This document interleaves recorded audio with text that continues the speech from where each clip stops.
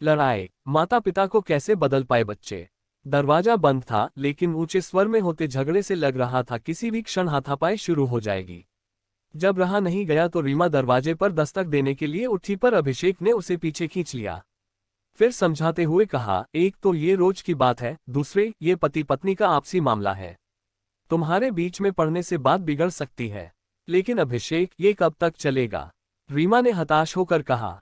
अभिषेक ने सिर हिलाते हुए कहा, पता नहीं, थोड़े दिन और देखते हैं, अगर नहीं समझे तो उन्हें वापस कानपुर भेज देंगे, बड़े भैया अपने आप झेलेंगे। कितनी आशा से हमने पापा मम्मी को अपने पास रहने के लिए बुलाया था। रीमा ने गहरी सांस ली, सोचा था उनका भी थोड़ा घूमना फिरना हो जाएगा और हमें भी अच्छा लगेगा। पापा मम्मी में झगड़ा तो अक्सर होता था, विवेक ने कटुता से कहा, लेकिन आपसी संबंध इतने बिगड़ जाएंगे यह नहीं सोचा था।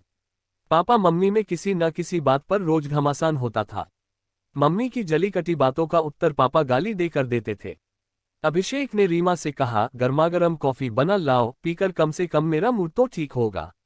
लगभग 1 मिनट के बाद पापा ने दरवाजा खोला और घूर कर देखा। लीजिए पापा, गर्मागर्म कॉफी। आप शांति से पीजिए, विवेक ने मम्मी से कहा, आगे का प्रोग्राम ब्रेक के बाद। विवेक अक्सर पापा मम्मी को बतौर मनोरंजन कुछ न कुछ कहकर हंसाता रहता था, लेकिन आज दोनों बहुत गंभीर थे। एक दिन मामला बहुत गर्म हो गया। पापा मम्मी की आवाज बाहर तक सुनाई पड़ रही थी। मैं 1 मिनट इस घर में नहीं रह सकती, मम्मी ने ऊंचे स्वर में कहा, मैं हमेशा के लिए छोड़कर चली जाऊंगी। मैं तुम्हारे हाथ जोड़ता हूं, पापा ने क्रोध से कहा, मेरा पीछा छोड़ दो। मुझे कौन सा साथ रहने का शौक है, मम्मी ने भी क्रोध से कहा। लड़ाई चरम सीमा पर पहुंच गई थी। रीमा और अभिषेक माथा पकड़कर बैठ गए। मैं भैया को फोन करता हूं, अभिषेक ने दृढ़ता से कहा, आए और तुरंत ले जाएं। नहीं अभिषेक, उन्हें क्यों परेशान करते हो? तुम ठीक कहती हो, अभिषेक ने सोचकर कहा, एक कोशिश और करते हैं। पापा मम्मी के लिए मनोरंजन का कोई और रास्ता ढूंढना होगा, शायद बात बन जाए। रीमा ने सहमति में सिर हिलाया और हंस पड़ी। मम्मी, अभिषेक ने कहा, आप तो कभी बहुत सिनेमा देखती थी, अब क्या हो गया? मम्मी ने गहरी सांस छोड़ते हुए कहा, कोई साथ हो तब ना। मैं 2 टिकट ले आया हूं, तैयार हो जाओ, पापा को भी बोलकर आता हूं। मम्मी को पिक्चर देखने का बहुत शौक था।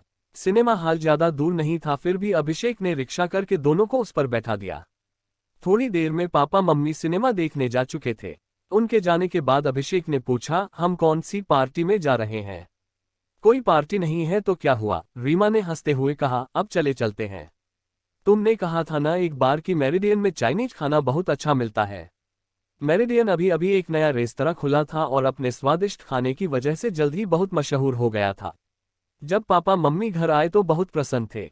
आदत के अनुसार मम्मी फिल्म की कहानी सुनाने लगी और पापा अपनी टिप्पणी दे रहे थे। अभिषेक और रीमा ने राहत की सांस ली। अब तो अभिषेक हर 10-15 दिन में किसी नई फिल्म के 2 टिकट ले आता था। पापा मम्मी जितना खुश होकर जाते थे उससे अधिक प्रसन्न होकर लौटते थे। एक दिन अभिषेक के एक दोस्त ने नेशनल स्कूल ऑफ ड्रामा के एक बहुचर्चित नाटक के 2 टिकट ला कर दिए।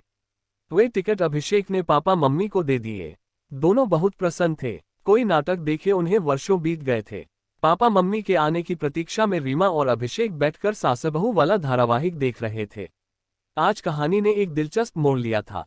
अचानक फोन की घंटी ने ध्यान भंग कर दिया। देखो, किसका फोन है? अभिषेक ने कहा। तुम देखो, रीमा बोली। अभिषेक अनिच्छा से उठा। हेलो, अभिषेक ने सूखे कंठ से कहा।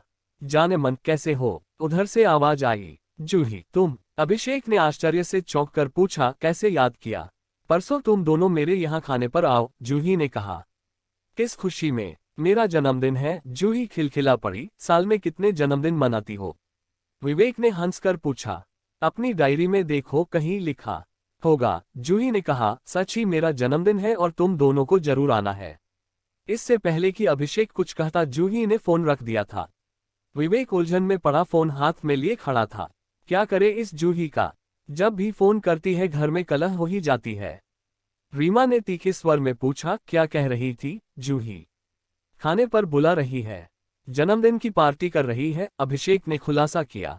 माना, किसी जमाने में जूही तुम्हारी गर्लफ्रेंड थी, लेकिन इसका मतलब ये तो नहीं कि उससे खुलेआम तुमसे फ्लर्ट करने का लाइसेंस मिल गया।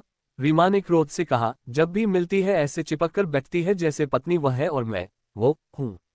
तुम जानती तो हो कि मैं उससे ऐसा करने की दावत नहीं देता, अभिषेक ने हाथ हिलाते हुए कहा। वह है ही ऐसी ताली एक हाथ से नहीं बजती, रीमा ने चिढ़कर कहा, तुम मौका देते हो तभी तो उसकी ऐसा करने की हिम्मत होती है।